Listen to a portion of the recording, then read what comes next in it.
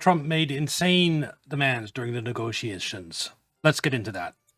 For more on the so far failed negotiations, we are joined by Trita Parsi of the Quincy Institute. Great to see you, sir. Good to see you. Good to be with you guys. Yeah, of course. So let's go ahead and put this first element up on the screen, which claims to be the U.S. red lines from the negotiations. According to him, from a U.S. official, they said ending all uranium enrichment, dismantling all major nuclear enrichment facilities, retrieve highly enriched uranium, accept a broader peace, security, and de-escalation framework that includes regional allies, and funding for terrorist proxies Hamas, Hezbollah, and the Houthis, fully open the Strait of Hormuz, charging no tolls for passage. One gap in the talks was the amount of Iranian frozen funds that will be released per source with knowledge. Basically, it's exactly what I said. Trump would go in and demand basically Iranian surrender because that's what he needs. He needs for political survival is an Iranian surrender. And so he basically just did whatever he needed to get the negotiations and then went in and said, demanded, okay, surrender to me now.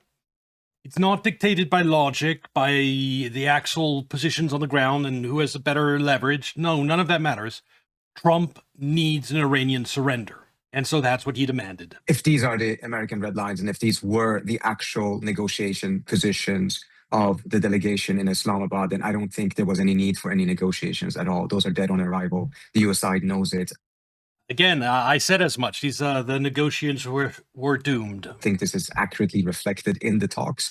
I do think also that in the talks, there were a lot of progress made, including on the nuclear issue. But at last moment, there was a shift on the American side, whether that was part of a negotiation tactic or whether that is yet another example of shifting goalposts, which unfortunately has become the hallmark of this administration's negotiations with Iran, remains to be seen. Yeah, Dr. Parsi, let's talk about that because the foreign minister, Arachi, he came out and said, we had a memorandum of understanding basically ready to go. Then the shifting goalposts started. Now, I seem to think that's an allusion to the nuclear enrichment as in a red line of zero enrichment. Let's be clear about where that came from. It appears to be an Israeli demand. Now, what's your view there of how that demand enters in the last minute? Is it Israel calling Trump saying this is unacceptable? How exactly did this go? How do the Iranians view their negotiations? So we know that in the previous negotiations, this is a shift that occurred as a result of the Israelis pushing very, very hard for it and using their echo chamber in Washington, etc., to kind of push Trump in that direction. And that's part of the reason, a critical reason as to why the talks failed. Because the only reason why the talks even began in the first place was because Trump kept on saying, my only red line is nuclear weapons, not nuclear enrichment or nuclear capability. Had he said from the outset that his red line is nuclear capability and enrichment, I don't think the Iranians would have come to the table in the first place. No, they only came to the table because Trump agreed to use the Iranians' 10-point plan as the basis for these negotiations. Of course, Trump never intended to do that. Mm-hmm. But once at the table, this shift... All he wanted was negotiations so he could demand their surrender, because you can't demand the surrender if they're not even talking to him. So that first step to that is get them talking so he can try to bully them into surrendering. And the other one is his biggest concern is Strait of Hormuz. He wanted them open. Those were the two reasons why there was ceasefire last week. Strait of Hormuz open and negotiations so he can try to bully them into surrendering. Shifted as a result of pressure from Israel. Whether that is the case here or not, again, remains to be seen. I'm going to dip out here because I never thought these Iranian negotiations stood a chance. Joining us now is a great friend of the show, Rory Johnson. He's the $6 gas is coming. Look forward to it this summer. Founder of Commodity Context, a fantastic Substack, which we'll have a link down in the description. Thanks for joining us again, Rory. We appreciate your time. Thanks for having me this morning. So you were reposted by the presidents of the United States, seemingly bragging about policy. Maybe we can turn the tables here a little bit. We'll see if he'll repost this segment. The president announcing a full naval blockade of Iran. Let's put this up here on the screen, effectively announcing that they will not allow any vessel to enter an Iranian port. So CENTCOM clarifying this morning that any vessel that is headed for Iran is subject to, and I want to get this language correct, interception, diversion, and capture, literally any vessel, not just an Iranian vessel. So, Rory, you're our resident oil analyst. What does this mean for the global oil markets? Yeah, so just for context here, one of the things that I think is important to keep in mind, one of the weird things about this crisis thus far is that if you had asked any oil analyst, myself included, 3 months ago, if Iran was going to close the Strait of Hormuz, would Iran still be exporting oil? And the answer would have been obviously no, right? Yes, I predicted a lot of things about this war. That, I admit, is one I didn't predict. That the United States would let Iran continue exporting oil after it closes Strait of Hormuz. I did not expect that one. Maybe I should have, given U.S. derivative market and their absolute desperation to keep oil prices down. right? That would have been something that obviously in such a situation, the United States or whatever kind of opposing party would have blockaded those shipments. And the strange thing is that throughout the crisis, Iran has continued to export its oil. Not only export its oil, but at higher prices and thanks to U.S. Treasury sanctions repeal to more and more consumers at lower and lower discounts. So they've actually been making kind of great money out of this process thus far. And one of the things, and now now Trump is trying to remediate that and saying, okay, now we're going to cut off the flow of oil after 6 weeks. So I think the question here now After is, a month and a half. the first Iranian tanker or the first Iranian ship, either direction, to test this blockade is going to set up this next step for escalation, because thus far Iran has. No, what'll be interesting is what happens after China sends naval escort for their tankers, which will happen. Don't think the U.S. will challenge that. And if China is getting its tankers through, like the rest of the world, like why can only China get its tankers through? We need oil. It'll be a mess for Trump. Generally withheld or held back from attacking production assets across the Middle East or export and loading infrastructure. If they now can't export their oil, maybe that's the next thing up for grabs. Should, let's say, the United States fire on or seize an Iranian tanker. Let me go ahead and put, guys, C7 up on the screen. I wanted to get your reaction to this. And this was written up by DropSite from publicly available information. They say Iran has about 174 million barrels of oil in floating storage that a blockade would not touch. And you can see all. And maybe, given this fact, China won't do this right away because apparently there's 174 million barrels of oil in floating storage. All of the details there. They say over 90% is bound for China, carried largely by Ghost Fleet tankers running dark. 129 tankers linked to Iranian crude, currently sailing dark, according to Windward. U.S. naval blockade of Iranian ports won't intercept oil that is already at sea. And then it goes through a list of where these tankers are located. How does Well, it seems that China is all set for oil for a couple of months. this factor into your calculation? Because it seems that Iran has tankers are located. 96 Iranian oil-laden tankers have been recorded at a Ghost Fleet anchorage, approximately 70 kilometers off Malaysia's coast. Yeah, the U.S. isn't going to go after those. So I guess they pumped out all this oil. And you know how I predicted that Iran wouldn't be able to export oil through the Strait of Hormuz because that'd be clogged? They must have predicted that same thing. And so they did this in the lead up to the war. Pushed all this oil out onto tankers so that they could still had oil to sell when the Strait of Hormuz were completely closed off. How does this factor into your calculation? Because it seems that Iran has somewhat prepared for a scenario similar to this. That's exactly right. Yeah, because I bet you the Iranians weren't expecting either for Trump to lift sanctions on Iranian oil during that first month. They weren't expecting that. So that all those oil tankers out there, they're preparing for the war.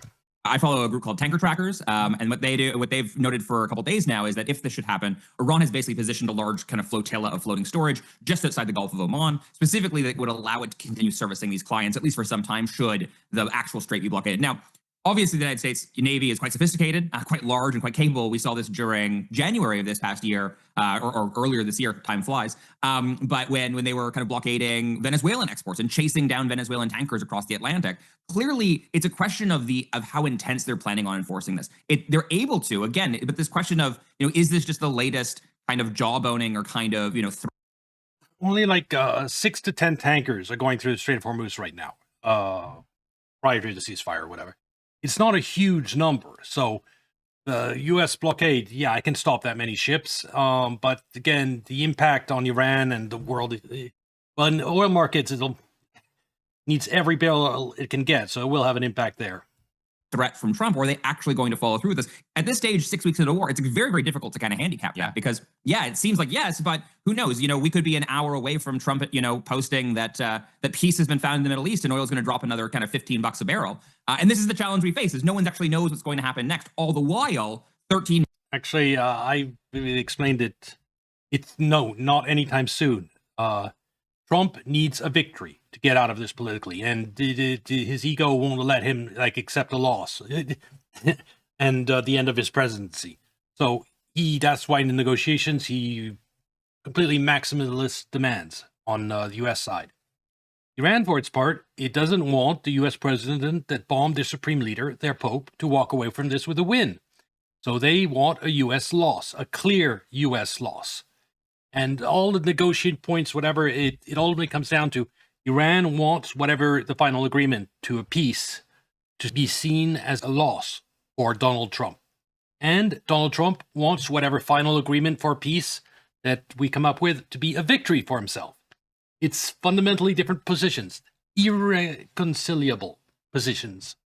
Million barrels a day of production remains shut in the Gulf, and the world hemorrhages that volume of crude every day the strait remains closed. And thus far, the strait is not only closed, but now it's even more closed than it was at the beginning of the weekend. Yeah, so that's what I wanted to focus on with you is you were warning to us a couple of weeks ago, if we're in this scenario, the amount of destruction just inevitably in terms will lead to demand destruction. Now, the strait, like you said, is not just closed, it's even more. But oil prices aren't yet high enough. Well, on the physical market, apparently the oil price has gone up to 140. So yeah, you start having demand destruction a little bit there in Asia, places buying that type of oil for 140. But the rest of the world, gas prices haven't gone over $6 a gallon yet. That's where they need to go for demand destruction. More close. If we take some Iranian oil offline and there's not any Persian Gulf oil that continues to move through, let's put the market just on our side because maybe they will catch up to supply. Supply-wise, what are we talking about? Are all the shortage conversations, jet fuel, etc., is that back on now? Is that still a reality? Like, what's that going to start to look like? It's not only still on, it never changed, right? I think that's the issue is that right now, so again, just for context. Even with ceasefire, Strait of Hormuz never opened. We've been on the same course the entire time. Roughly of the 20 million barrels a day of previous flow that was traveling through Hormuz every day, roughly 7 million barrels of that has been offset by rerouting. The Saudi East-West pipeline, kind of Iran's flow continuing, et cetera, et cetera. But that means 13 million barrels can't exit the Gulf and has been forcibly shut in. That's the barrels that we're losing kind of every single day. And right now, thus far in the crisis, we've lost roughly more than 400 million barrels that were going to be produced this year That's a lot of oil. Now just aren't. The longer this goes on, you quickly approach 1 billion barrels, particularly with the necessary ramp back up. So yeah, this is going to continue. The longer this goes on, you're going to need to fill that hole because 13 million barrels a day, now 15 actually, if you block Iranian flow, because that was one of the offsets previously. So 15 million barrels a day. There's no supply source in the world that can fill that. So if the strait remains closed, if this is again a month or two more. But if Iranian flow is completely cut off, what's going to happen is the Houthis will become involved, and they're going to shut down. You don't know that rerouting. Well, they're going to attack pipelines in Saudi Arabia that are moving oil from one side of the country to the other to bypass the Strait of Hormuz. And so it's not just Iranian oil. You're basically going to cut off Saudi oil too. You're going to lose the entire 20,000 that comes from the Gulf. Like right now, Saudi Arabia is pumping oil across from here all the way across and loading it on the ships over here. That's how 7 million barrels are still getting out. But Houthis and Iran are going to attack those pipelines, shut that off if U.S. does this blockade, for sure. And so it's going to get much tighter in the oil market. More of what we're talking about, you're going to need to see prices skyrocket in order to forcibly destroy demand. We're already beginning to see shortages across a bunch of different regions of the world. Asian airlines are canceling flights. You've seen talk of rationing jet fuel in southern Italy. So first things to go up will be like airline tickets because it's just less fuel and the cost is too high. Most of the cost of a plane ticket goes into the fuel. So yeah, you're going to have high plane tickets, of course, gas. And food, that's coming later. Food, because of fertilizer, that'll be in like 8 months. But that's going up too. And luckily, we've pretty much gone out of winter, so cold is gone. But next winter, the heating bill is going to hurt. Italy, the EU broadly, European jet fuel suppliers have basically said that they can't commit to supply jet fuel into May. That probably through April. This is going to be good. Like there's buffer here. This is what the inventories are for. But as we get into May and again into kind of peak travel season, June and July, that's when these suppliers can no longer guarantee shipments, which means that airlines that are trying to book flights, or trying to plan flights are not going to be able to. I have a bunch of friends that are trying to plan European vacations, and they're like, Rory, will we have jet fuel? Will there be flights to get back? And I'm like, I personally probably going to skip one trip this summer that I was planning on because of this. I don't know, right? Like that's and you never would have pictured a moment where I'm like, I don't know if Europe would have jet fuel. That's the kind of situation we're now in right now. Yeah, absolutely. Well, it's 9:10 a.m. right now. I'm looking at the oil prices, just above $100 a barrel. And what's your sense of whether that reflects reality or whether these markets are still somewhat delusional or, pricing in, okay, we expect Trump to somehow magically resolve this in the next short period? I would say definitely. I don't know if I would go so far as delusional, but certainly sanguine, overly optimistic relative to where I see the situation now. One thing that's kind of been a hallmark of this crisis throughout, given this kind of chronic expectation, this persistent expectation that this will end any day now, and that the flow through the Strait of Hormuz will resume tomorrow, is that most of the kind of pricing pain, the pricing pressure, is being felt at the very, very front of the curve in what we call like extreme backwardation or term structure at the front of the curve, the shape of the futures curve, and that extends. That basically means if you want to buy oil 1 month ahead, like a month from now, price you're looking at is right now $96 a barrel for light crude. But if you try to buy oil today, I'll go out and get it right now off the spot market, you're going to pay $140. It's in severe backwardation. That means oil gets cheaper the farther out in the future it goes. It's like now. Legitimate argument for assuming that markets were functioning normally is that traders still expect the conflict in Iran to wrap up in next month, and that's why it's in backwardation. That's why they assume there's going to be more oil in the future. Another view is that this whole bunch of chaos going on in derivative markets right now, and banks and central banks and whatnot are selling a lot of paper oil to keep the future price of oil down. And I think that's a big part of it, because the derivative market can't survive a drastic change in a commodity as important as oil without taking down big banks and good part of the U.S. financial system.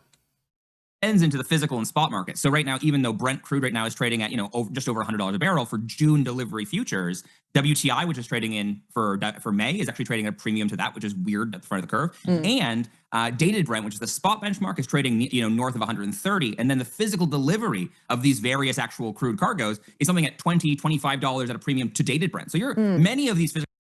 So maybe even like 150 if it's 45% yeah.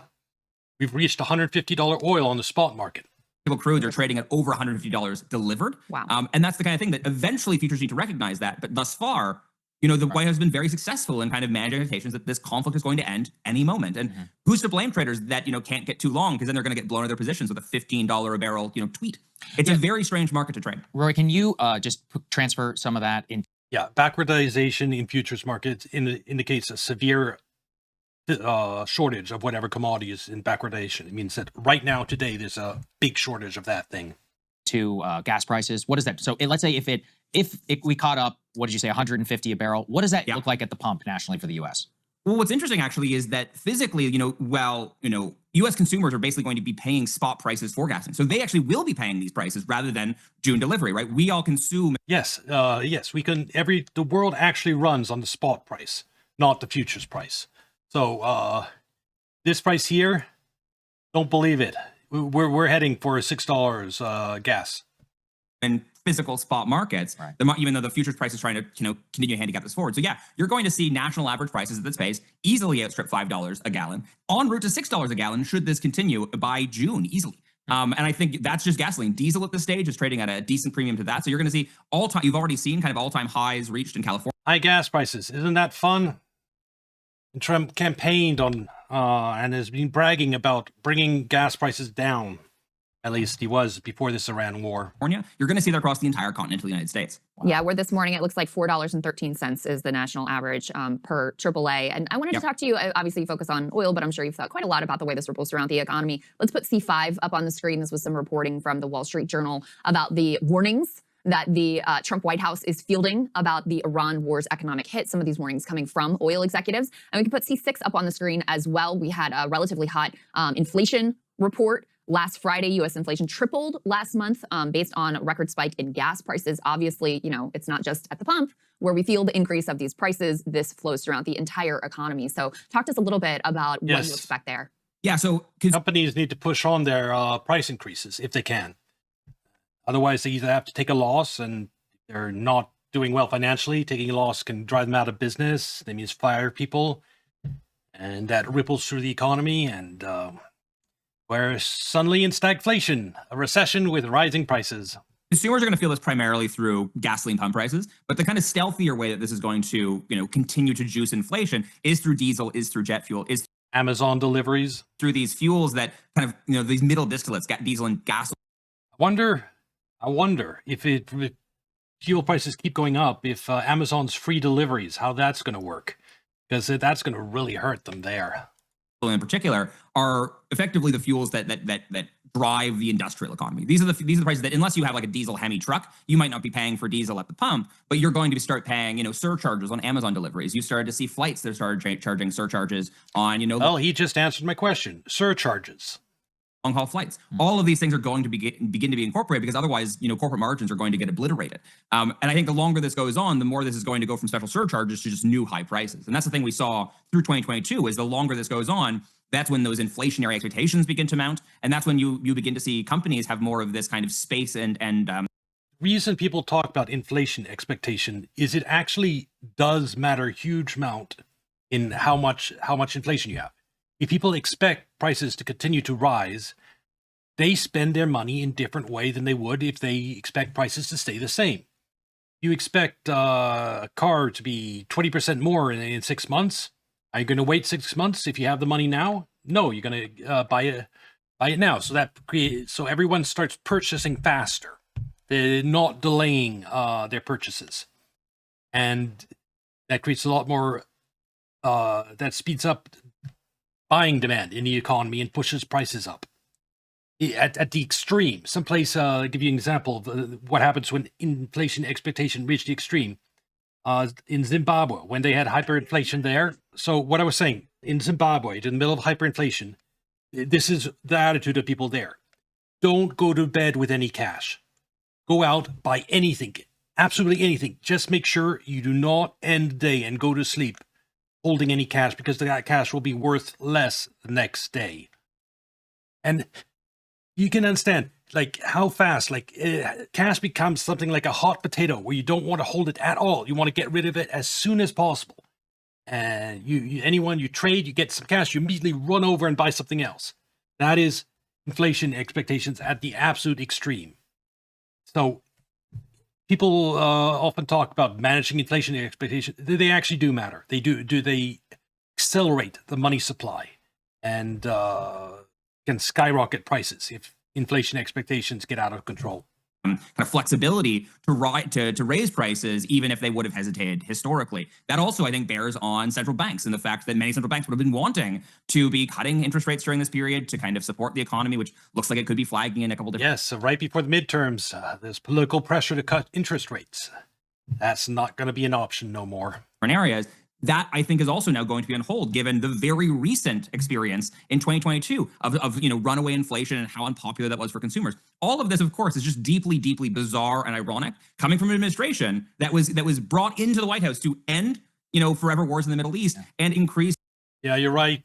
People being really poor, living paycheck to paycheck, to an extent, helps planned obsolescence as a general rule.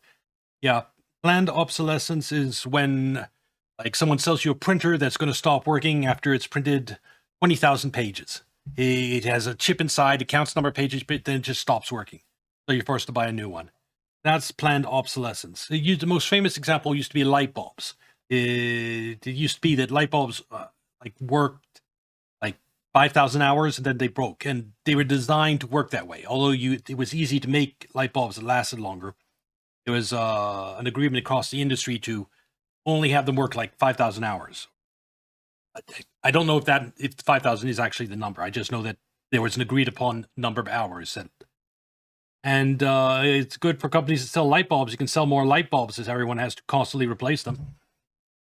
That is another example of practice, industry practice that only works because we don't have a functioning media. If we had a functioning media, the light bulb makers would not have been able to, for 20 or 30 years, get together and decide light bulbs will only last X amount of hours. Is because the media wasn't calling them out for it. and kind of better the cost of living for American consumers. And so far, we're going in the polar opposite direction. Last question for you, Rory. Yeah, there is a light bulb that's over 100 years old that's still working. Yep. And also LED light bulb. There's types of light bulbs today that last a really, really long time. So it's less an issue. Our next segment is going to be about Asia. There's been significant unrest in these Asian countries over their reliance here on Iranian oil. The Korean president is openly feuding with the nation of Israel. He's obviously very upset. 50,000 Japanese people actually took to the streets a couple of days ago to protest the Iran war. This doesn't really happen all that often. So can you break down, we just talked here about U.S. economies. The situation seems way more dire for them, where the vast majority of their oil comes through the strait. What shortages and other prices can we see in the Asian economies in the coming months? So everything that I was talking about for North America or Europe about jet fuel is kind of doubled or tripled for Asia. Okay. The vast majority of oil from the Strait of Hormuz goes to Asia. Yes. So that's going to be the worst impacted region, of course. While not as much as, let's say, the direct diesel and jet fuel that goes to the European continent, the vast majority of the crude oil. So you've seen Asian. But the EU did get a lot of gas from Qatar, natural gas. Practically its main supplier, and that's cut off completely. And so next winter is going to be rough for Europe. Oh my God. Refineries pull back their operations considerably. And you saw Asian or Singaporean jet fuel jump above $200 a barrel equivalent in the first week of this war. And that has continued to mount higher. You've seen the steepest service cuts to airlines. Everything is going to be coming across Asia. And you've also seen Asian economies, coming out of the very recent experience of COVID, also being far heavier handed than kind of Western counterparts on forcible reductions in kind of policies meant to reduce mobility. So you've seen governments talking from work from home. You've already heard people talking about the odd even license plate days of who can drive into cities. And I think for a lot of these economies, you also see heavy government subsidies or kind of support in these prices, which if that level of support persists through a price shock, shifts this from a consumer shock to a fiscal shock, which kind of has all of these kind of government bankruptcy concerns that begin to mount. So at the same time, these consumers. Oh yeah, it not only pushes prices up, it also causes bankruptcy and recession, having oil prices at this level. Absolutely. And let's get into that more about what's happening in Asia. Turning now to Korea and to the Asian economies. As I said at the end of our interview with Rory, something very interesting is happening in Asia, a full, basically diplomatic break between Korea and Israel. Let's go ahead and put this up here on the screen. Seemingly out of nowhere, the president of Korea quote tweeted a video which said IDF soldiers tortured a Palestinian kid and threw him off a roof. They call themselves the most moral army. The president, again, literally out of nowhere. This gives me PTSD to all the videos I saw in Syria. That was their favorite method of executing Christians. Just dropping them off roofs. Just says, I need to look into whether this is true, and if so, what measures have been taken. The forced comfort women issue that we are raising is in no different than the Jewish massacre or wartime killing. So for those who aren't aware in Korean history, comfort women was a major issue and remains a major one for the Korean people for Japanese treatment of Korean women and effective enslavement and sex slavery during the Second World War. It remains one of the hottest issues between the two countries and has caused major even diplomatic problems between them. But clearly they have a very raw wound from the Second World War, and they're comparing the treatment and subjugation of Palestinians to how Israel is treating them. Now, the question, though, is that this video is from 2024. So why now? I think we know why. Because their economy has just been decimated, and the president of... They know who's to blame for this. Netanyahu and his convincing Trump this would be over in 3 days. That's the reason we're in this war. Netanyahu promising Trump they won't close the Strait of Hormuz. They'll collapse in 3 days. South Korea is using, again, one of the most sensitive issues in South Korean society to try to turn the people against Israel on this moral ground. Okay, so how does the Israeli Foreign Ministry respond? Let's put this up here on the screen. The remarks by the president of Korea, including this trivialization of the massacre of Jews on the eve of the Holocaust Remembrance Day in Israel, are unacceptable and warrant strong condemnation. President Lee, for some strange reason, chose to dig up a story from 2024 and to cite a fake account that falsely represented it as a current event. This account, remember, they're not denying any of this, okay? Right, exactly. This account... Yeah, it's a real thing that happened. They're not disputing that. Does it really matter if it happened now or 2 years ago? It still makes Israel look bad. Is notorious for spreading anti-Israeli disinformation and falsehood about Israel. The event discussed occurred during an operation against terrorists at a time when Israeli soldiers were facing direct and immediate threats to their lives. The event was thoroughly investigated and addressed 2 years ago. Yet, we have not heard a single word from the president about the terrorists who were at the center of this event, nor have we... Was any IDF officer actually jailed over this? I don't know. I haven't looked into it, but I would guess not. Heard a word from the president regarding the recent Iranian and Hezbollah military attacks against terror or Israeli civilians. Mr. President, it is always better to check before reposting. Okay, so again, Seems no like denial. a confirmation of the veracity of the video. No So denial. Right, but Yep. this is the question. Why now? Why now? Well, again, they're fed up. They can't do this to Trump yet. They may get there if the blockade happens. But with Israel, who they see as one of the precipitators of this conflict, they're like, oh yeah, no, we're done with you. And we're just going to, and this. Yeah, I'm sure there's absolute fury towards Israel and Trump also. Let's be real. They need Trump to make peace with Iran, and so they don't want to attack him right now. But God, they must be so mad. And expression on the Japanese Prime Minister's face when she was meeting with Trump, and one of the reporters asked, "Why didn't you tell Japan, your ally, about this plan to attack Iran before you did it? So maybe we could have prepared or something, and not be completely fucked over by the closure of the Strait of Hormuz." And Trump was like, well, it's best to hit them it's best to keep other people in the dark like that. The Iranians will be surprised too. Oh my God. Is a radical shift. They've had relations for many years. It hasn't necessarily always been on the best terms, but at the end of the day, Korea, they don't care that much about Israel. They're a major U.S. ally. So if a U.S. wants them to cozy up to Israel, so be it. It is what it is. But now their entire population, remember what, you think we're a phone addict? Yeah, it was fine for U.S. to do whatever until Israel convinces Trump to bomb Iran and close Strait of Hormuz and fuck over all of Asia. Society, they're very similar. They're all on social media. They have TikTok and all these other things in South Korea. So they've been watching the same Palestinian videos. So they've got the population. But then you have this war, which has plunged them into economic crises and chaos. Remember, right before all of this, Korea was about to dispatch its own special envoy. Let's put D4 up there on the screen. Their own special envoy appointed by their foreign minister directly to Iran to have bilateral talks with Iran. And basically, I mean, they didn't admit it, but I think they were just going to pay the toll to get all of their oil out of the Straits of Hormuz. They didn't care at this point. Their economy is so deeply reliant. Well, similarly, again, they're furious with Israel for their role in this war. And so they've actually ratcheted up this diplomatic incident. Let's put D3 up there on the screen.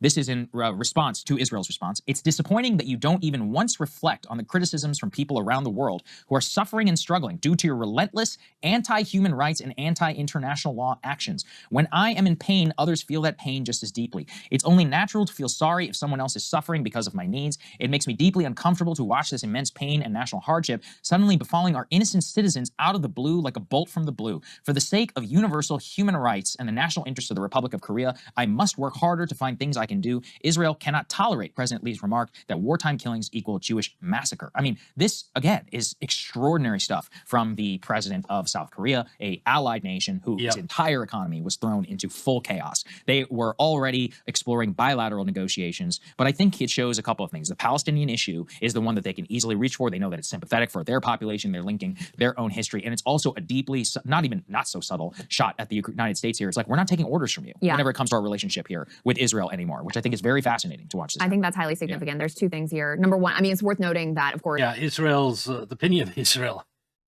He just keeps falling on the world stage, losing more and more allies, whatever allies it had left. at the height of the Israeli genocide in Gaza, they had nothing to say. But obviously, the entire population of the world effectively has turned against Israel because of what they have seen and the horror that was perpetrated there. So now that Israel has been directly involved in the Iran war, which is plunging the entire world into economic chaos, which is directly damaging dramatically the South Korean economy, now they can use the moral issue of the way you treat Palestinians to also, push back against Israel at a time when South Koreans are obviously suffering. So there's that. And then the other piece is the U.S. piece. Yeah, I think attacking Israel right now is not an unpopular stance. The U.S. has been shown to be relatively weak, weaker than expected. We were humiliated in a lot of ways. And so the threats from Trump and the fear of how he'll respond and that he'll have Israel. Not to mention, this is actually pretty important. Just recently, South Korean's THAAD system was removed without their consent. America's most advanced air defense unit that they put in South Korea to as a protection against China and North Korea. U.S. took that away from South Korea to move it to Israel. Oh my God, are they fuming over that? So not only is the economy getting fucked, not only do they have to watch Israel commit atrocities in Gaza, now their own defense is getting screwed over because of Israel.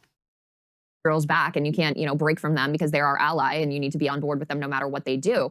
Those threats are not as potent, especially again at a time when you have a genuine national crisis in South Korea because of the energy crunch. So it's both a sign of just how furious they are with Israel and also a sign of comparative weakness from the U.S. There's a couple of other elements to this too. So the Gulf countries, remember South Korea, because they've been under threat here from the North Koreans, they have a very robust and actually very good defense industry. So a lot of their arms and munitions have been backfilling a lot of the gaps of the U.S. So what's happened is that a lot of these Gulf countries, just reading this yesterday, has been going out and buying a bunch of South Korean weapons, missile interceptors. They have a pretty robust, their own system, which, as I understand it, they're quite sophisticated and they're much cheaper actually than many even U.S. systems. So Israel, though, maybe they were looking in the future to buy some South Korean weapons. I don't know if that's going to happen now. And you also see South Korea with a little bit of its own leverage. They're like, oh, you Gulf countries, you guys want our weapons? Well, maybe we're going to have to cut some deals here on the side. All of this is just displacement of U.S. supremacy role in the region. This country, so I was just reading here, South Korea and Israel, they signed a free trade agreement like 6 years ago, right? So these are not nations with any real enmity. They have tech cooperation, COVID. I was looking for Gaza. They urged a ceasefire. There was no enmity before this, and 6 years ago, Gaza wasn't getting leveled. Fire and humanitarianism, but they were very balanced. Like they didn't, outward condemnation. This is by far, one of the bigger incidents. Another thing, when we keep our eye on Asia, I spotted this: nationwide protests in Japan. Just a couple days ago, this was on Wednesday, that were over 100 locations, over 50,000 people actually took to the streets. It wasn't just about the Iran war, but some of it was. Let's take a listen. Protest just outside Japan's parliament, and there are thousands of people here. It's really rare to see What are they a protest of this protesting? size in Tokyo. イランの人たちには連帯を伝えたい No war. Okay, now we know. Not happy about the Iran war. なというふうに思っています。一人じゃないんだよというか、日本にも反対している人がいるんだよってことを伝えたいなと思っています。 Protests were held across Japan in over Trump's war. 日本にも反対している人がいるんだよっていうことを伝えたいなと思っています。 protests Trump's war ruins our life. Well, it did. It did. Their oil came from the Gulf. Probably some of these people are going to lose their job because their companies are going to have to lay them off because they can't get oil, fuel anymore. were held across Japan in over 100 locations. They were planned before Iran and the U.S. agreed to a 2-week ceasefire. Many showed up anyway, though, fearing it won't last and that fighting could restart. The protesters here are also criticizing the Japanese Prime Minister Sanae Takaichi and calling on her to step down. I mean, look, I think it's interesting. Like she said, it's pretty rare. This was not just about Iran. It was also I don't know if it's fair to attack the Japanese prime minister because I don't think there's anything she could have done to stop this war. She doesn't have leverage over Trump. What could she have done? So, yeah, I understand protesters protesting war, but it's not really fair to go after the Japanese prime minister. also about their own constitution. So look, every nation has domestic politics. I'm not trying to say that it's all about this, but there are signs of interesting things. And the Japanese prime minister, she's in a tough spot. Their government also, I mean, they had all these budget problems. I've been reading a little bit about the first budget that they had, some 11-year, it's very similar to our Congress, but they're having issues with that. But Iran remains a single problem. They had a call this morning, I was looking, where, they're urging diplomacy and reopening of the Straits of Hormuz. Remember, 70, almost 80% of their oil, and South Korea, very similarly, they also rely heavily on natural gas, and then they have the same problem. They've already received their last shipment of oil from the Gulf now. Now they're scrambling for replacements.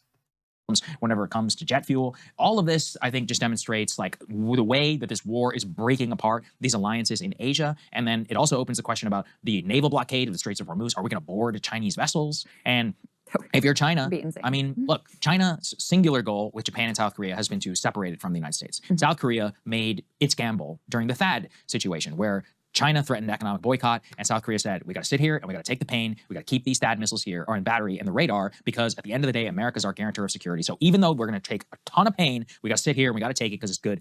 Yeah. South Korea went through pain to get that THAAD missile system, and then we just took it from them for Israel. For us in the long run. How will we repay them? By destroying their economy. Yeah. Same with Japan. I mean, for them, And removing that THAAD system. they're like, look, we have this alliance, occupation, and this painful history, but at the end of the day, we have a deep consumer relationship. We're very, very tight. China, their sole goal is to cleave off South Korea and Japan from the U.S. and to actually have them basically have a reverse relationship where they're like, look, we're not going to attack you, but you get access to our consumer market. So it looks like a more appealing pitch than it was in the past. Now, I'm not saying this is going to happen overnight, but all these policymakers, they have to consider their own national interests. And right now, we're not in their national interest. We're actively hurting their national interest, and it's showing up in all of these different ways. Yeah, and Israel is an incredible world villain, as are we increasingly at this point. And Yep, too true. Let's put D6 up on the screen. Trita Parsi was talking about from the Israeli perspective what might happen, or the way that Trump may approach negotiations moving forward. Netanyahu, we played for you last week, said the war's not over. They still are prepared to go back. They had this apparent coordinated leak to all three of the major Hebrew TV networks saying that they're gearing up for renewed conflict with Iran. And so Trump is going to face, a real question. If he actually wants to end U.S. direct involvement in a hot war with Iran, he's either going to have to constrain Israel, or he's going to have to make it very clear, Israel, you are on your own. And if they're on their own, they're really pretty screwed. I mean, already their interceptor stockpiles are down to double. Yeah, Israel is screwed on its own. Agreed. Digits. They've been incredibly dependent on the U.S. Navy to protect them as much as they have been protected, and obviously the Iranian ability to penetrate those defenses and do damage inside of Israel has increased the longer that the war has gone on. So on the one hand, Israel looks like it's very strong. They've dominated Gaza, they're dominating the West Bank, they're taking over a part of Lebanon. Dominating Gaza. Gaza is a smaller territory than Israel. It's dominating with virtually no real weapons besides like some explosives and firearms and rockets. It's not impressive at all. Hezbollah is much more formidable foe, and they're struggling. They've lost over 100 tanks. They're not so impressive. The Hezbollah resistance has been stronger than they thought. They finally got the U.S. to do the war in Iran that they have long sought. But at the same time, the only goodwill that they have in the world basically is among boomers in the U.S. and the President of the United States. We are the only thing that stands between them and having to actually live within their means and act like a real state, live within their borders, and come to some sort stop this hunger for the land of other people. Of an agreement with their neighbors, or they won't exist anymore. So it's a very tenuous moment for Israel. There's a New York Times piece this morning that's talking about how Israelis are not feeling like this Iran war has gone very well. They're looking at this, they're like, we've been living in bomb shelters. There's certainly, we don't know exactly how much, there's certainly been significant damage within the country of Israel. And what do we have to show for it? Iran is probably, if anything, more likely to pursue a nuclear weapon. Their missile stockpile remains intact. There's been some damage done to it, but nobody's under any illusion that they won't be able to, build back better, I suppose. Yep. And Yep. So he wanted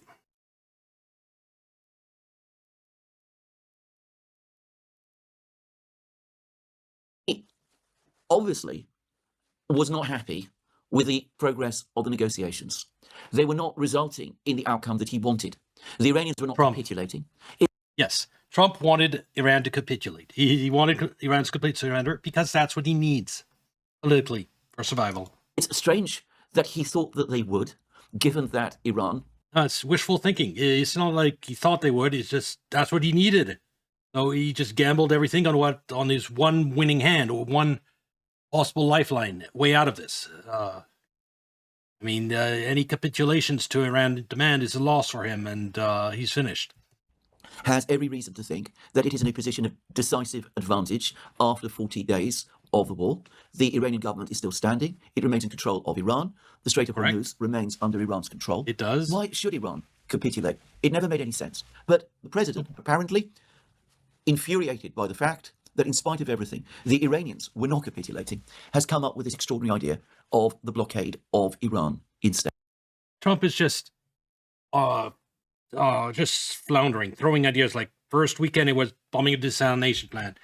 Next weekend, he bombed some oil infrastructure and created this huge poison gas that caused toxic rain in Tehran. And then next weekend, he bombed Iran's LNG infrastructure, its natural gas facilities. Every time he did any of this, Iran, of course, responded, inflicted equal or greater damage to Gulf countries. And Trump went, oh, no, I can't do that. And so he's just throwing more plans. Then he threatened to completely eradicate desalination. Now he's doing a naval blockade. He's just trying everything he can because he needs a victory to survive this politically. And everything he tries is failing. He can't get his victory. He's going down, and he doesn't want to go down. So he's just doing everything like a madman. Dead. Now, before discussing the extent to which that is even a strategy, I must say something about the extraordinary way in which the president and his officials are going about things. The Iranians have said that after the first attacks upon them, 10 days into the war, in fact, the United States attempted to reach out to Iran via various intermediaries, but mostly Pakistan, seeking a truce, a ceasefire. Yes, but the reason for that is the Strait of Hormuz. Trump has, ever since the start of war, the truce was to open the Strait of Hormuz. Truce without the Strait of Hormuz open is useless to Trump. It's the pain he's under, the constant nagging fear of the world economy collapsing because of Strait of Hormuz. That's what's eating away at him and it's causing him not to sleep at night. So that's why he wants a truce. If they offered the truce without the Strait of Hormuz open, Trump is not interested in that. Iran rejected all of those demands for a ceasefire. They insisted that they were only interested in a final agreement which would protect Iran from further attack by the United States and Israel. And the Iranians set out a list of 10 demands, which included the removal of all US bases, from the countries adjoining Iran, the payment of reparations to Iran by the United States for all the damage done over the course of the 40-day war, the lifting of sanctions, both direct and indirect, and the extension of the ceasefire, the enforcement of the ceasefire right across the Middle East, including Lebanon. The president appeared to agree that the basis of the talks with Iran should be these 10 points. He agreed to that because if you go back to look at his tweet from then, he was like, the ceasefire subject on the complete and total opening of the Strait of Hormuz. And the Iranian prime minister also said, Strait of Hormuz will be open contingent on cooperating with our, RAGC officials, like still under our control, but they'd sort of agreed to open it. That never happened because Israel did this massive bombing in Lebanon, and that gave Iran the perfect excuse to never open the strait. But what Trump was wanting with these negotiations was, above all, was the opening of the Strait of Hormuz. That's why he wanted the ceasefire so much. The ceasefire after that, that is him just going in, demanding capitulation and opening of Strait of Hormuz and giving him his victory so he can survive this politically. He's not in a position to get any of it. He referred to them in Truth Social posts and spoke about how these did indeed form grounds for negotiation. The Iranians prematurely, as I suspected, but somewhat jubilantly nonetheless, claimed that they'd fought the United States to a standstill and that the United States was indeed willing to discuss and negotiate with Iran on the basis of those 10 points. I was always very skeptical about this. No, and Trump was never acting in good faith. He was just saying what he needed to get what he wants, which was a ceasefire, negotiations, and opening of Strait of Hormuz. But he ultimately failed in getting it. The Strait open, and But anyway, that does appear to have been what the Iranians were led to believe. And there is no doubt whatsoever that the Iranians were also led to believe that the 2-week ceasefire that they agreed to after the United States appeared to agree to negotiate on the basis of Iran's 10 points, and after Iran came under significant pressure to agree to the ceasefire by China. On top of all of that, the Iranians were specifically told, and this is publicly confirmed by the Pakistani mediators, that the United States had also agreed that the ceasefire would cover Lebanon. Of course. They wouldn't have agreed to negotiations and to open Strait of Hormuz if Trump hadn't agreed to include Lebanon in it, ceasefire. As well, and that there would be no further military operations by Israel against the Hezbollah movement in Lebanon.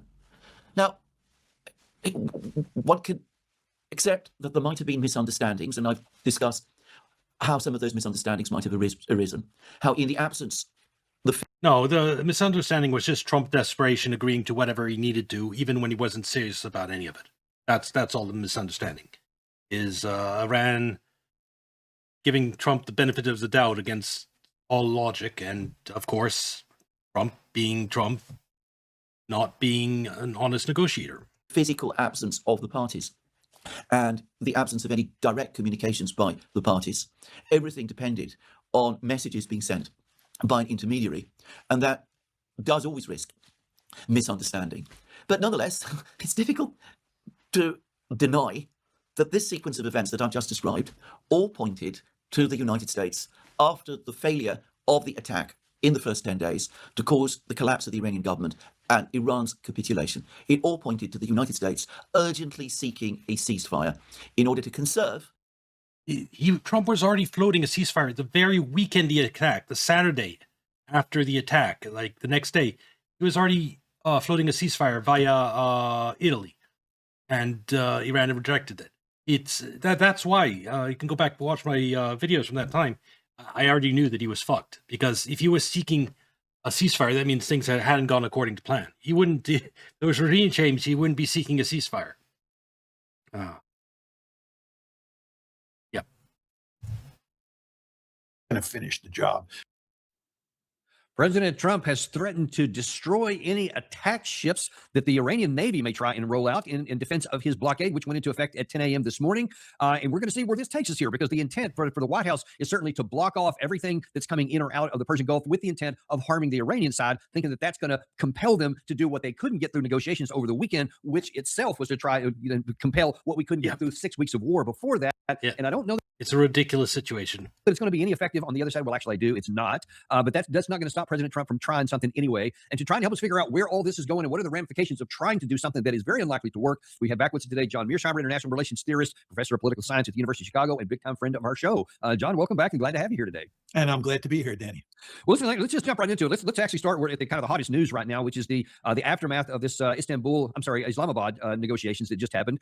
Sorry to get that juxtaposed with the other failed negotiations from 2022 that also started with an eye that should have worked. But nevertheless, here we are. So President J.D. Vance went down there, the highest ranking delegation we've had since I think 1972 negotiations. One would have, I don't know why anybody would have thought this, but normally, if you're going to enter into negotiations, you're starting a process that you're trying to end a war. No one normally expects it to be over in 21 hours, but they kind of seem to did. Kind of set the stage here, Gary. If you can play that, the one from the J.D. Vance, it's called Vance 2. Here's kind of where he laid out where things are now.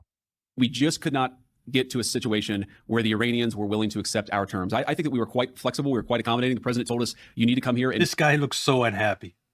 good faith and make your best effort to get a deal. We did that. And unfortunately, we weren't able to make any headway. Preston.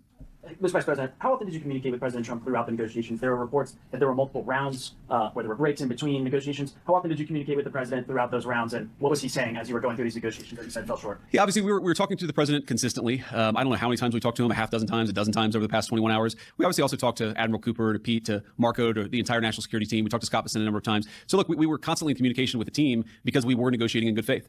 And we leave here, and Vance might have been negotiating in good faith, but his positions that Trump demanded he get, which was complete Iranian surrender, had no chance of ever coming to fruition. we leave here with a very simple proposal, a method of understanding that is our final and best offer.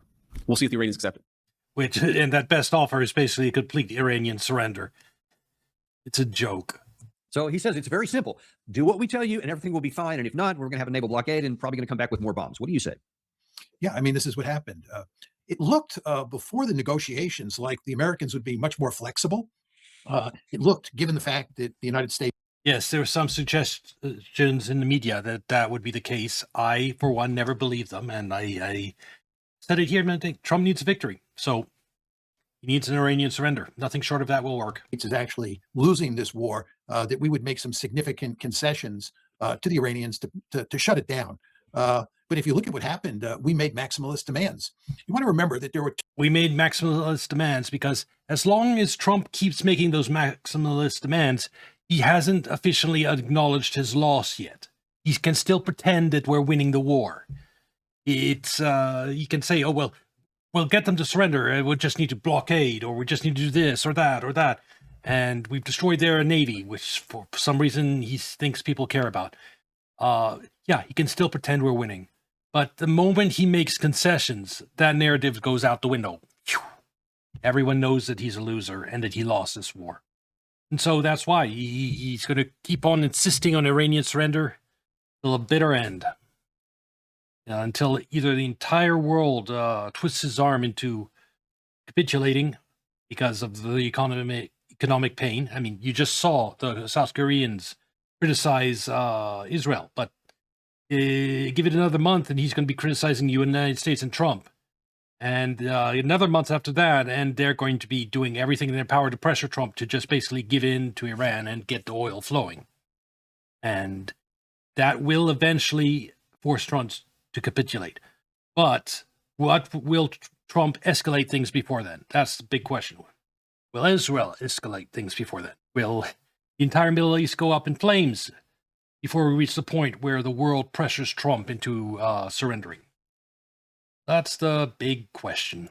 Two plans on the table. One was the 15-point plan, which was the American plan that had all the maximalist demands in it. And then there was the 10-point plan, which was the Iranian plan, which had their maximalist demands in it.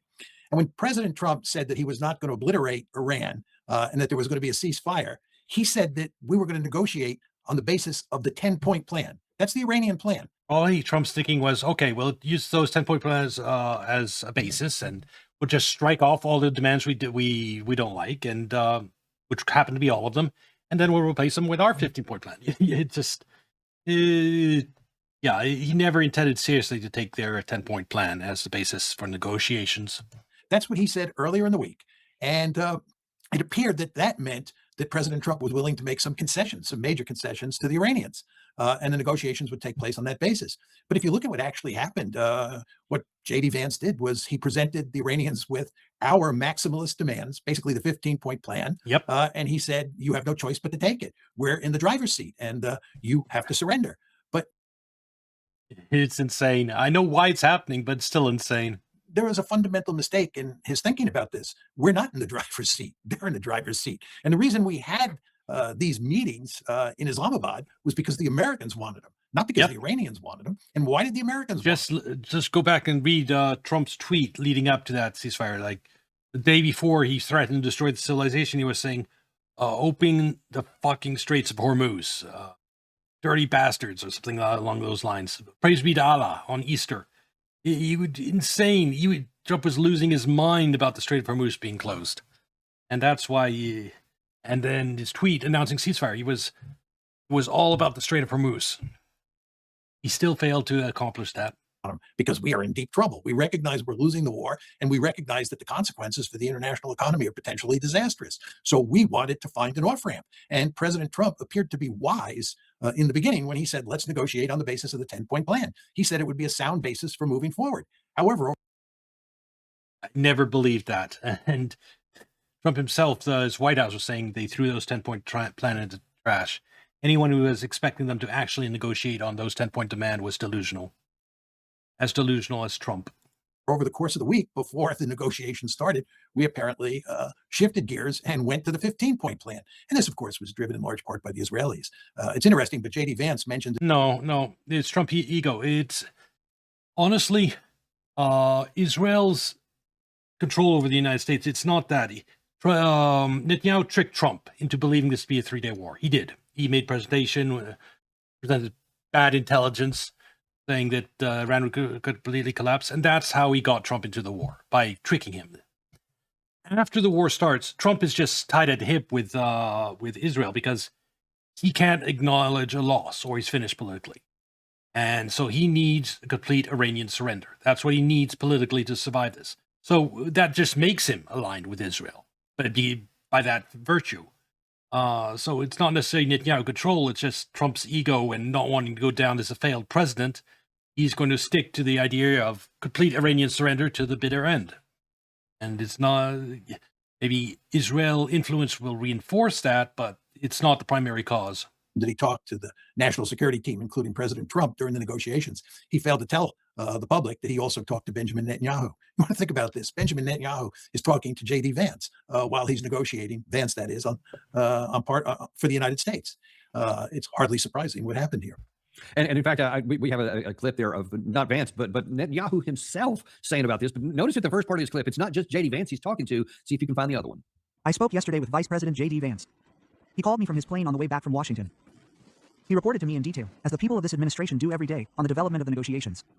In this case, the explosion in the negotiations, the explosion came from the American side, which was not willing to tolerate the blatant violation of the agreement to enter negotiations by Iran. Essentially, the agreement was that there would be a ceasefire and Iran would immediately open the crossings. They didn't do that. They didn't open the crossing because you just started this huge bombing campaign in Lebanon just hours after the ceasefire was announced. That's why they didn't open the Strait of Hormuz. You're the one who broke the ceasefire, Netanyahu. We're not willing to accept it. He said in there, not just J.D. Vance, but he said President Trump's national security team on a daily basis. I mean, that seems really concerning to me. What do you think? Of course it's concerning. It's also concerning that standing behind J.D. Vance were two Israeli assets, Jared Kushner and Steve Witkoff. These are passionate Zionists, and they're there in part to monitor J.D. Yeah, if we were serious in the least bit about these negotiations, those two wouldn't have been sent. Those two that he just mentioned are the ones who 2 times in last year have negotiated with Iran, and during those negotiations, which turned out to be nothing but a sham, we then bombed Iran. I mean, they are the worst actors in terms of Iran. They are completely dishonest. They exist to betray Iran. Iran has zero trust for them. There's no chance of a successful agreement if they're involved at all. And yet we sent them. J.D. Vance. And J.D. Vance, because he wants to run for president in 2028, understands full well that he better dance to the lobby's tune, which is another way of saying he better dance to Israel's tune or he'll never be a viable candidate. Well, it's more dance to Trump's tune because he can't afford to go against Trump right now. And vice president, he's trapped. I wouldn't want to be him. I'd even less want to be Trump. And of course, the same logic applies to Marco Rubio. So it's hardly surprising that when Vance went into the room to negotiate with the Iranians, he basically laid out. No, Trump is going to take down everyone closely connected to him with his stupid Iran war, like Vance and Rubio, in terms of their political aspirations. Only people that called him out for this Iran stupidity, like Tucker, are going to have a future. Maximalist demands that Israel is in favor of. But I just want to say a word about the ceasefire. When the deal was worked out, when Pakistan negotiated the deal for a ceasefire between the United States on one side and the Iranians on the other side, it was agreed that as part of that ceasefire, the Israelis would stop firing at Hezbollah and more generally at Lebanon, where, of course, Hezbollah is located. When the Israelis were told that that was part of the ceasefire arrangement, they refused to accept it. And they fully understood that by slamming Hezbollah, while the ceasefire was supposed to be in place, they would go to great lengths to I think it's like 4 hours after ceasefire that they did this huge bombing campaign in Lebanon. And it was particularly bad because they went after apartment buildings full of civilians and caused highest civilian casualties of this conflict so far. 4 hours after the ceasefire. Yeah. Just keep that in mind. Mind it and undermine the future negotiations. The Iranians, of course, were irate by the fact that President Trump went back on the agreement, and they said that they would not open the strait as they had agreed to until Israel stopped bombing Hezbollah. But of course, Israel not only had no interest in stopping the bombing of Hezbollah, but it went to even greater lengths to bomb civilian areas in Beirut and kill more civilians than ever. Therefore, working to undermine pretty much any meaningful ceasefire. And then, of course, you had the meetings. Vance presented the maximalist demands with the Israeli support completely, and here we are. So let me ask you something here. Let's just take a little bit of a detour off here, and let's look at this Israeli situation. Because on the one hand, you can say, okay, well, that's kind of their interest. They want to keep going, so they want to sabotage any attempts to peace so that they can, I don't know, so that they can what? Because, I mean, anyone, even someone who's an ardent supporter of the Israeli side can see that after 6 weeks of nonstop bombing, that we did not destroy Iran. We did not destroy their ability to survive, to sustain, to continue to fire weapons into Israel and to our allies in the region as well as the United States. And we're running low of everything, to include JASSMs, to include the Tomahawk cruise missiles, and, of course, multiple categories of interceptor missiles, both us and Israel. We cannot get into a sustained war here because we can't manufacture enough to replace or defend against what the Israelis do. So it's not in anyone's interest, even the Israelis, to keep going this. And yet, by all accounts, they're doing everything they can in Lebanon to make sure that the war continues to go on, and everything they can to undermine President Trump to bring this one to an end. What is the Israeli objective here? What are they trying to get done? I'm not sure they fully understand what the objective is at this point. I can explain. Netanyahu is basically in the same position as Trump. This war has been an absolute disaster for him. Israel's air defenses are failing. They're taking more damage than they ever had in the past. And he can't have it end this way. If it ends this way, he's finished politically, just like Trump. And so he wants the war to continue. As long as the wars continue, he can pretend that maybe next week, Iran's government will completely collapse and a pro-US puppet will come into place. And he can pretend that next week Iran's government will collapse and that he might save himself politically if a miracle happens. So as long as that's basically his goal at this point, just prolong the war so he prolong his political career. Because if it ends this way, if the United States, for example, agreed to Iran's 10-point plan, he's finished politically, absolutely finished. He's already under investigation for corruption in Israel, and this war, in a way, was to be a distraction from that. And so if the war ends and the corruption accusations will resurface, everyone will just see how an utter disaster this has been for Israel. So both he and Trump are in this position that they can't afford for the war to end with a loss for the United States and Israel. And so they have to keep it going. Point. I mean, first of all, we want to understand that for Prime Minister Netanyahu, Iran is his Moby Dick. he's obsessed with defeating There's also that too. He is obsessed with Iran. I will admit, he has been obsessed for 40 years. Iran and making sure it has no nuclear enrichment capability. And in fact, what he'd like to do is he'd like to wreck Ukraine. He'd like to do to Ukraine what's been done to Syria. There's no He's talking about Iran. question about that. But the problem is he's failed. There was a comment by Yair Lapid, who is the principal opposition leader in Israel, who said, there has never been such a political disaster in all of our history. Just think about that. He is saying there has never been such a political disaster. Exactly. And if there's a ceasefire, permanent ceasefire, a negotiated settlement, that biggest failure will be set in stone. Right now, through some miracle, maybe a pro-US regime pops up in Iran and agrees to turn over all the nuclear material and do everything the United States and Israel wants. That there's still the 1 in a trillion chance that that happens. And Netanyahu's banking on that 1 in a trillion chance, rather than accept complete and utter defeat, the end of his political relevancy, and possibly jail time for corruption. In all of our history. And Netanyahu surely understands that this is where he's at. And what he's doing, much like President Trump, is he's flailing. He's trying to figure out how he can rescue the situation. And and the war in Lebanon is not going well for the IDF. They've lost, I think it's 140 tanks so far. We live in the era of FPV drones. I think that in the Israeli mind, certainly in Minister Netanyahu's mind, the only way you can do that is you can destroy Iran as a functioning society. And you want to remember that President Trump was threatening that a week ago today, last Monday morning. He was threatening to destroy Iranian civilization. And that's the one danger is Netanyahu, maybe he doesn't have the concern for the global economy in the way Trump does. If Iran, if the entire Gulf region's oil infrastructure goes up in smoke, I think he might view that as positive overall, because he doesn't give a fuck about the world economy. And so he's going to be hard. He's just as desperate as Trump, but he's more willing to escalate than Trump, because the entire world might get fucked over, but it might keep his political career a little bit longer if they escalate. Drive it back to the Stone Age. I think this is what the Israelis at this point in time would like to see happen. This is why he is definitely pushing Trump towards that as hard as he can. And Trump is resisting so far, but he's flailing. And I'm worried at some point he's going to start going after Iranian power and oil infrastructure, try to bomb them into Stone Age like he promised. And then Iran responds. There's nowhere livable in the Gulf anymore. A lot of people are very nervous about the possibility that the Israelis will turn to nuclear weapons, because that's really the only way they can. And the final, the more realistic threat is escalation in terms of oil infrastructure. That's the next step in escalation. Jumping directly to nukes is, I don't think that would happen. I think they first start trying to bomb power and oil infrastructure.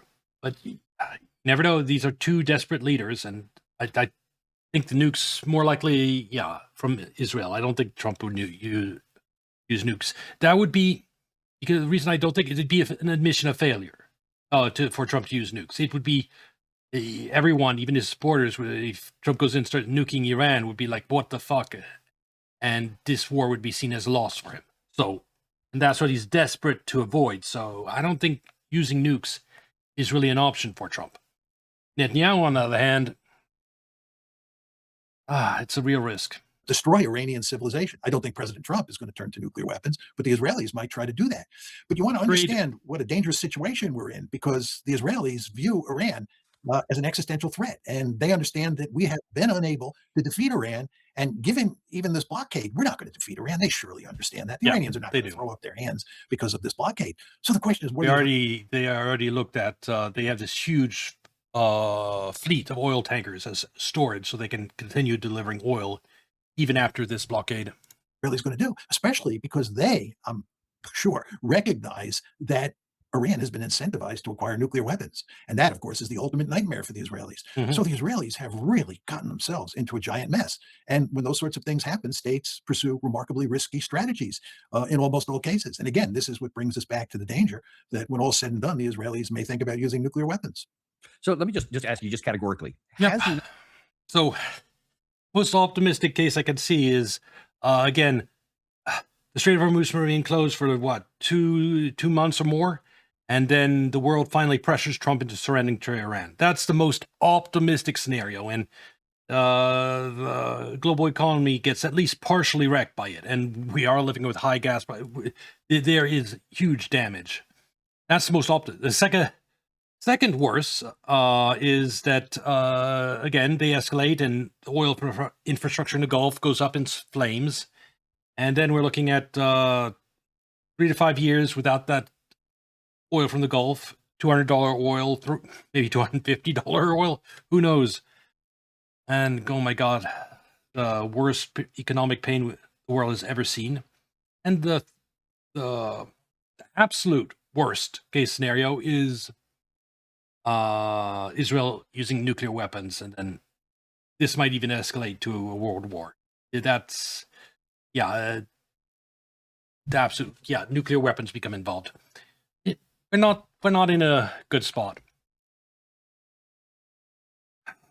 Not sure Iran is winning due to themselves or Israel ruining every plan for negotiations. Well, Iran all it needs to do is hold the Strait of Hormuz closed 6 months. I've said it before. They do that, world economy tanks, Democrats win midterm, Trump gets impeached. Regime change in America caused by Iran. They can regime change the U.S. president that's decided to bomb the supreme leader. The entire world would see that as a victory for Iran. And so they've held it closed for a month and a half, and we obviously don't have any military options for getting it open. So and we have no military options for actually causing regime change or invading the country. So how do we stop them from doing? They're on course for like pretty much guaranteed victory at this point, politically at least, by taking out Trump. And they might. The question is, how much damage will they take in the oil infrastructure and the world take in terms of the rest of the oil infrastructure in the Gulf, and whether Israel is going to use nuclear weapons. But other than that, they're on course to win. That's the reality, and Trump refuses to accept that because he's finished if he does, when he does. Well, I think that's going to be it for my Iran section for today. Please like and subscribe, come watch on Kick or Twitch, and I'll see you in the next video. Bye!